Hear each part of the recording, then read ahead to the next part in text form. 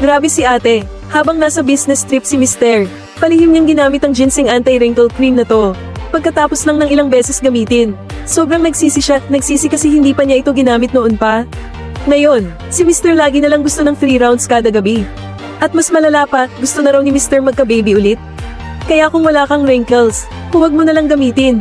Kung hindi dry or dull ang skin mo, huwag mo nang subukan. Baka kasi ayaw ka na palabasin ni Mister pagkatapos mong gumamit nito. Tried and tested. Super effective talaga, affordable pa at sobrang easy gamitin. Kami ng nanay ko, lagi naming ginagamit tong anti-wrinkle cream na to. Mura na, pero quality ang resulta. Every night bago matulog, mas nagamitin ang ginseng anti-wrinkle cream na ito. Huwag gamitin sa umaga, kasi gabi talaga ang golden time para sa skin repair. Kahit anong edad ka pa, 30s, 40s, 50s, o 60s. Kung may loose skin, wrinkles, dryness, o nawala ng elasticity ang face mo, just apply a small amount evenly before bed. Yung mga nilalagay mo sa mukha, dapat hindi lang maganda, kundi kailangan, epektibo, safe at trustworthy. Effective ba talaga?